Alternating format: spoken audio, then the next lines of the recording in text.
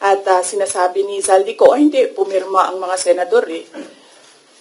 So, yun yung example ko na, yun yung proof ko na dalawang tao lang nasusunod dyan. Si Zaldico at si Martin Romualdez.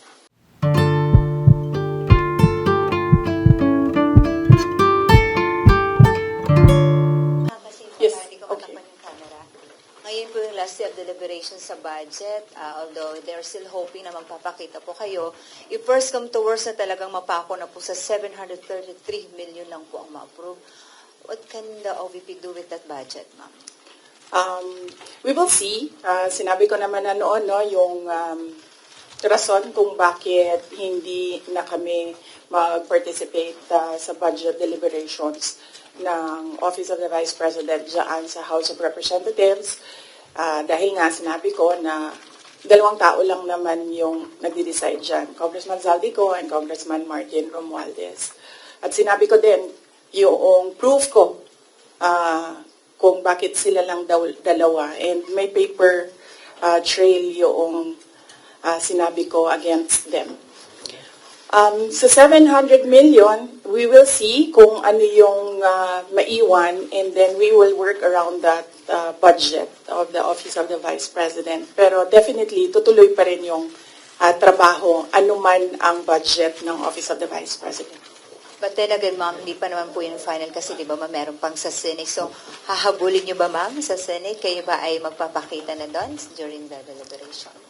Yes, meron. Nag-aantay kami ng schedule galing sa Senate for the plenary budget hearing ng Office of the Vice President. So, a-attend kami dun.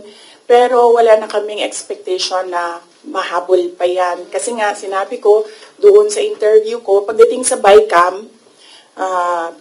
bicameral, kung nasaan nandun na yung dalawa, the Senate and the House of Representatives, wala ding nasusunod doon except si Zaldico at si Martin Romualdez. At ang example ko niyan ay yung attached na list, no, sa classrooms ng Department of Education na kahit pa man tinanong ng mga senador, nandun pa rin siya sa final draft and nandun pa rin siya sa General Appropriations Act. At ang isa pa doon na example ko sa inyo na sila din naman ang nasusunod doon, yung kaguluhan nila at sagutan nila sa AKAP. Wala yung AKAP, di ba? Nakita na lang nila yung AKAP sa bike camp. At sinasabi ni Zaldico, hindi, pumirma ang mga senador eh.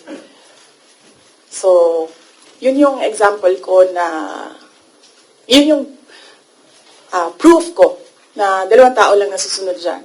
Si Zaldico at si Martin Romualdez. But despite that, ma'am, sure na yung inyong attendance po sa Senate deliberation? Yes. Kahit alam mong if first come to worst, talagang yun lang makukuha ang budget ng OVP. Opo, oo. Sigurado yung attendance namin. In fact, kahapon, na-discuss namin dyan sa Chief of Staff na opisina kung ano yung date para ma-block namin yung date ng plenary ng Senate. But apparently, wala pa daw mga schedule, so nag-aantay kami. Alright. Ma'am, last po, yung show cause order po na pinalabas po ng Committee ng Good Government sa ilang mga OVP officials po. Opo, nabanggit kanina noong nagmo-monitor ng hearing na meron ng show cause order yung ibang mga personnel ng Office of the Vice President. Submit lang namin sa aming legal dito sa OVP, meron naman kaming legal division, and then we will ask our lead lawyer to come up with a legal opinion. Next, there's a follow-up question from Bea regarding the OVP budget. Hi ma'am, good afternoon po. Bea Peniza from Bomba Radio po. May I ask po ma'am, given the budget nga po na 700 million, napatak po tayo sa mga ganong digits, sa paglilibot nyo din po kasi sa mga lalawigan, ano po yung mga urgent matters or urgent concerns na napapansin nyo na kailangan talaga ng mga sambayan ng Pilipino, and paano nyo po ito mafu-fulfill given that budget po? Ang Office of the Vice President naman kasi, it's complementary yung mga projects namin sa iba't ibang departments ng gobyerno. Meron kaming tally dito sa Office of the Vice President kung gaano kadami yung mga nag-a-access ng projects at ano yung mga projects na ina-access nila. Ang number one talaga dyan is medical and burial. Makikita niyo yan sa lahat ng mga bill sa hospital, laging kulang yung pambayad ng mga relatives ng pasyente. Yan ang number one. And then number two is financial assistance, yung mga hingi nila na augmentation sa kanilang pang-araw-araw. Minsan panggastos, minsan pangbayad sa kuryente, minsan pangbayad sa upa ng bahay, minsan naman humihingi sila kasi nagkukulang na yung pangbayad para sa paaralan, eskwelahan ng mga bata. So iba-iba yung rason nila, pero the same yung request nila, financial assistance. And ang sunod niyan is yung request hindi lang ng mga taong bayan, but ng mga local government units or even mga barangay officials, kapag merong disaster, humihingi sila ng tulong para sa pagkain, food and non-food supplies ng mga biktima ng calamity. So yun yung top 3 na lagi naming ma-encounter na hinihingi sa Office of the Vice President. In fact, hindi lang yan sa OVP kasi nung mayor ako, halos the same yung requests ng mga tao.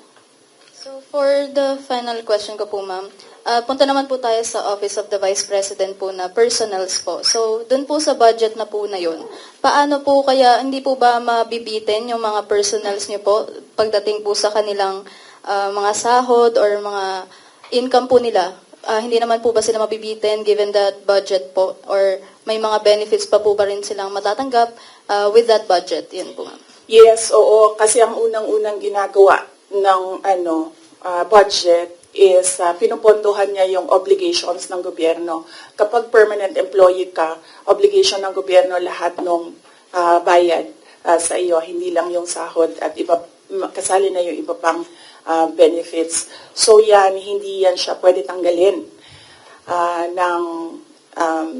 ng paggawa ng GAA, ng General Appropriations Act. So on that point, kung mawawalan ba sila ng sweldo at benepisyo, hindi. Kasi obligation yan ng government sa employees ng government. It's not the same for those na contracts or hindi sila employees ng government. Hindi guaranteed yung budget para sa kanila. Thank you very much po, ma'am. Okay.